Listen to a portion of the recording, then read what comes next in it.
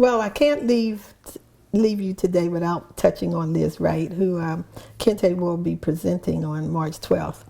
And I can't help but say that you were the first person who, after the publicity came out, who ran up to me and told me how you thought she was so awesome. And I said, oh, good. Somebody in Pittsburgh has heard of Lizz Wright, because I've seen her perform and she has an awesome voice.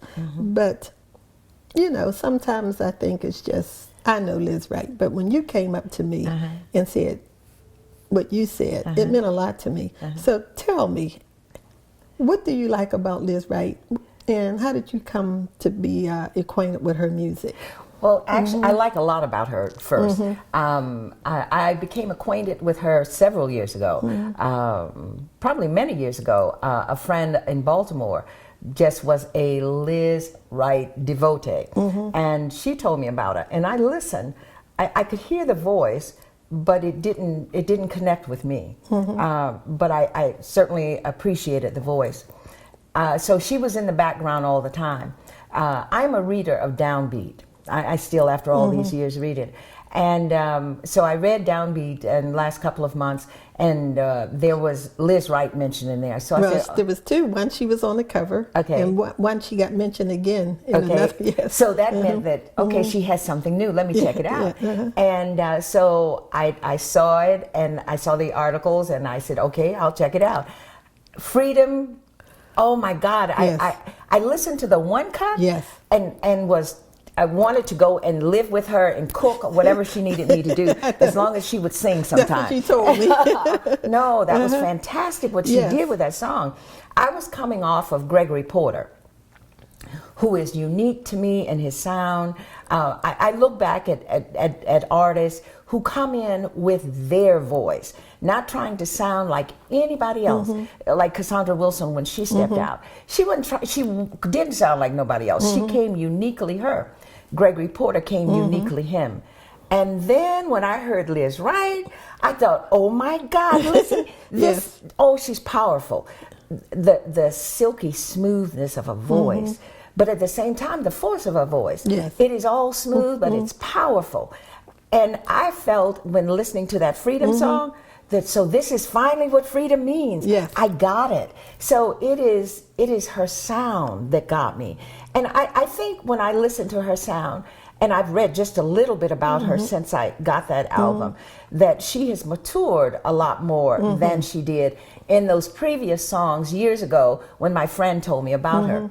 And I read that she had some struggles, and she's a preacher's daughter as well. And that she from the South, like you. And from the South, that's right. A preacher's daughter from the South, divorced, had gone through lots of struggles, and coming to terms with who Lizz Wright actually is, and accepting the wholeness of that at her age. I think she's about 36. So this is who she is at this point. So when she put all of that together and made an acceptance of that, and I take it she stood in the mirror and say, oh yeah, that's me.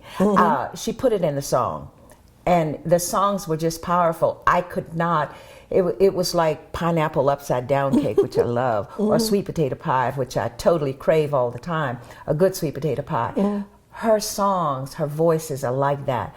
The taste isn't something that I ever am fooled with. I want to hear it again. Do it again. Come on, sing it one more time. So I like her articulation. I like the way she phrases her songs.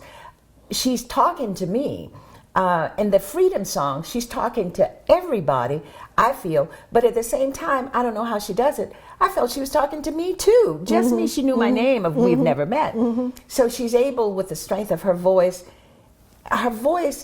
it's like, I've been trying to figure out how to express it, that when she brings up this sound from wherever it lives in her, it comes coated with all kinds of experience and textures, and she sings that.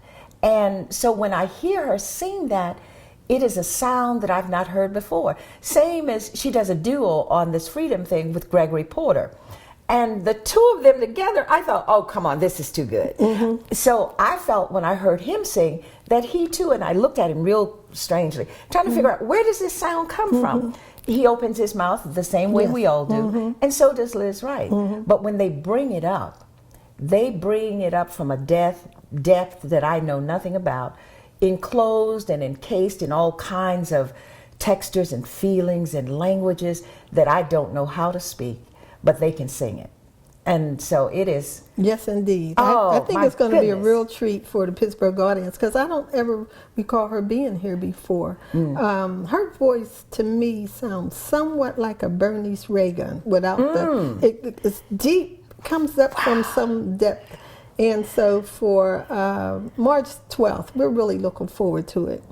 And I just want to take this time to thank you for coming and making me appreciate poetry in a different way, whether it's hip hop or whether it's poets today you've introduced me to I've never heard of. I gotta say, I'm leaving this interview with a different appreciation of poetry than I had beforehand. So I want to thank you again, Valerie, for showing up today and doing this for us. And I'll see you on March 12th. You will definitely see me on March 12th. Thank you so very much for this time. Kente Arts rules here in Pittsburgh, and we appreciate that.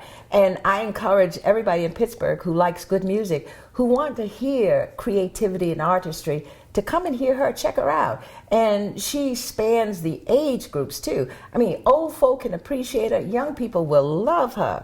And if you think you can sing, come out and hear somebody who definitely does. So yeah, thank you so much. Well, thank you. That means a lot coming from you.